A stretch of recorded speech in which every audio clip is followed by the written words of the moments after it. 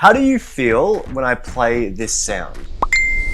You probably feel like you want to exit this video and go watch Instagram or Facebook. And you've actually been conditioned to feel that, and it's no accident. These platforms have eroded our ability to focus and to concentrate. So let me ask you, when was the last time that you fully focused on something?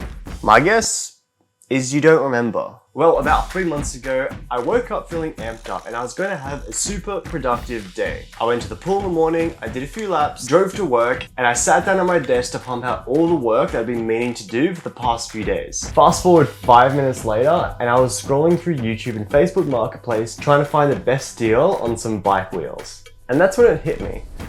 I really struggled to focus. And once I realized this, I found myself losing focus and distracting myself more often than not. Editing a video, waiting in line at a cafe, eating, even while driving. It felt like my attention was just scattered, but it got me curious. Why was my focus so scattered?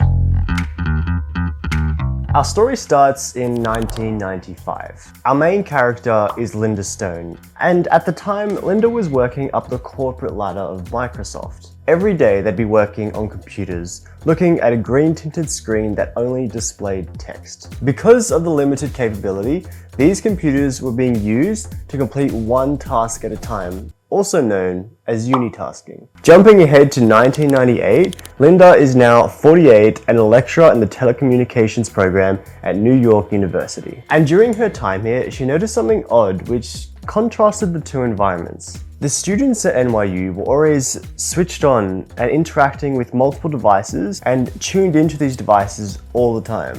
Now, it was around this time that the word multitasking was making the rounds, but Linda thought what was happening at NYU was way beyond multitasking. Linda went on to coin the term continuous partial attention. It's that feeling of constantly being switched on so you don't miss anything. It's basically an internet information addiction pulling our attention 24/7. And when this happens, you adopt an always on behavior, where we constantly are scanning for things to do, but never really give anything our full attention. This is what was happening with her students at NYU, and what was happening to me. Looking at this in 2023, and the problem is at a whole new level. We're surrounded by streaming softwares, Facebook, Instagram, emails, messages, each bringing us to alert us of any notifications 24/7.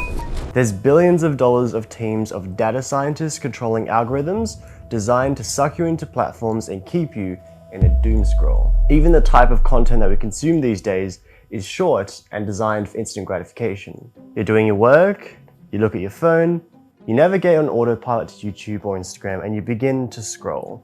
You're now unfocused from your work. You realize, I should probably keep doing my work.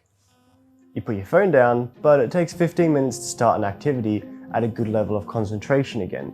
And if you get a notification every 10 minutes, well, you never really focus.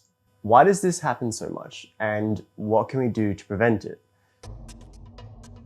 The year was 1890, and a dude by the name of Ivan Petrovich Pavlov was researching salivation in dogs. Now, Pavlov predicted that the dogs would salivate when food was presented in front of them. But he made another surprising discovery. As he walked up to the dog to give it its daily meal, he realized the dog was already salivating. And he noticed that the dogs would salivate at the sound of his footsteps. Pavlov started researching to find out what was happening here. And what he found out is if you take a neutral stimulus, like ringing a bell or footsteps, and played it at the same time that you fed the dog would associate that sound or that event with the food. And just by ringing the bell or the sound of his footsteps, the researcher could make the dog salivate. Now, this came to be known as classical conditioning, associating an object or an event with a particular need. Do you remember that episode of The Office where Jim gives Dwight a mint every time the computer plays a certain sound? And then eventually he plays the sound by itself, and Dwight puts out his hand to get a mint because his mouth suddenly tastes bad. This is actually the perfect example for classical conditioning. Dwight, one alto. Okay. Alto? Sure. Mint Dwight? Mint, right? Yes.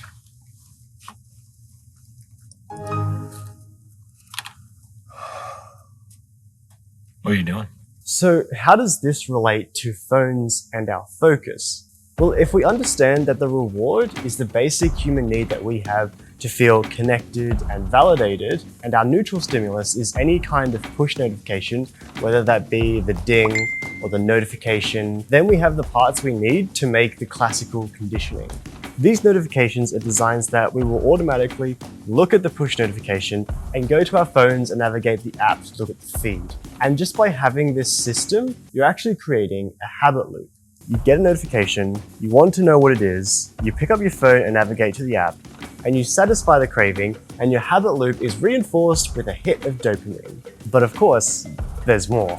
There's the TikTok feed. Once you're on the TikTok feed for a while, your brain starts to make the connection between scrolling on the For You page, the action, and getting laughs and positive feelings. In both these cases, once you've gotten the reward, you're going to start seeking the next one. And after a while, it becomes harder and harder to stop checking your phone to see if you have a new response or some new messages or notifications. And it's exhausting having constant stimulation of your dopamine system.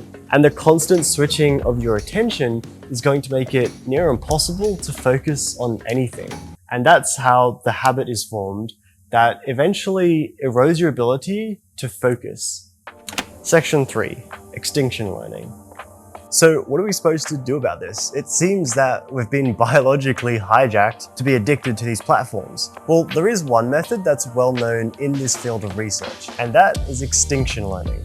Extinction occurs when the conditioned stimulus, which is the bell, is applied repeatedly without being paired with unconditioned stimulus, which of course is the food. Over time, the learned behavior occurs less often and eventually it stops altogether, and the conditioned stimulus returns to neutral.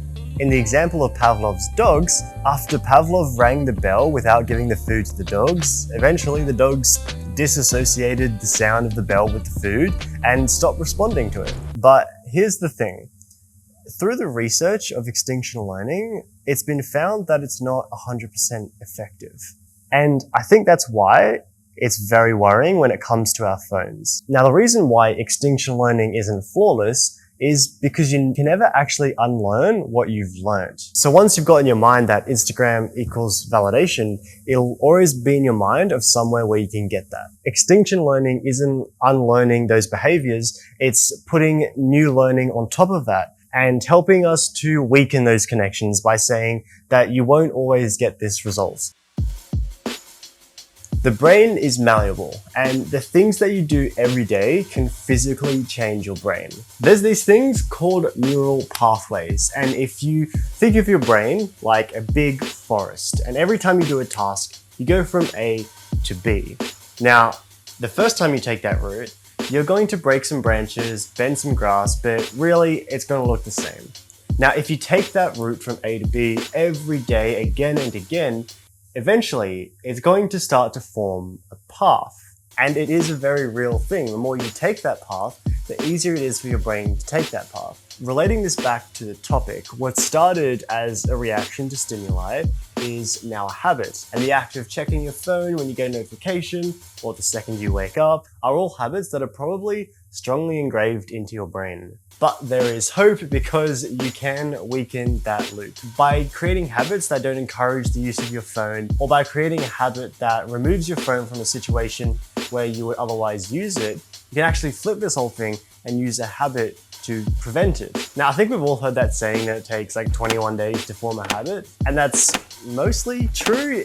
In reality, it can take 2 to I think like 3 months. So just like breaking any habit, like trying to stop eating Maccas, it's gonna take some time and a lot of willpower, but it gets easier as your brain forms that path. And that leads us on to the last section. What can we do? How can we fix this issue of focus? So I'm going to take an action-based approach to this because I'm sick of YouTube videos that don't give you any actionable advice to fix something. So That's the point of this. So the first step to rebuilding your focus is to weaken the habit loops and the conditioning that social media has put on our brains. And you do this first by focusing on intention. Ask yourself why you're about to go on social media, and if there's a particular reason that you're going on there, keep that intention in mind as you're on the platform and try not to get lost in scrolling. But what I have found to be useful is to put an elastic band around your phone. And every time you use your phone, you have to move that elastic band away. You can keep using that as just your reminder to remember what the intention is that you're on your phone for. So remember that you probably have a habit of just picking up your phone when you're bored, but when you pick up your phone, you see the elastic band and the intention comes to mind that I don't actually need my phone right now, and you put it down, you're performing extinction learning.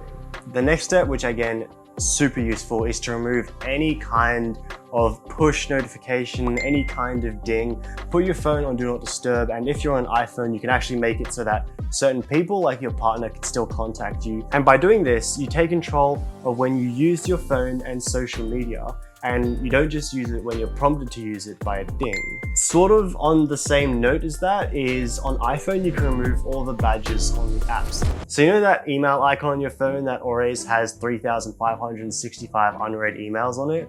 That red badge acts as a cue in this habit loop. So go through and remove all those notification badges. The next thing I do is to consider ways that you don't have to use your phone for everything. So a lot of people use their phone for Google Maps, for taking notes, for an alarm clock, but try to use your phone for things that you don't need it for. Like note taking, I carry around a book and I write down all my notes in there. For my alarm clock for the morning, I literally just bought a cheap alarm clock on Amazon, and that way I can put my phone outside of the room at night. And for Google Maps, I use Yellow Pages. But just consider the ways where you don't have to use your phone for everything.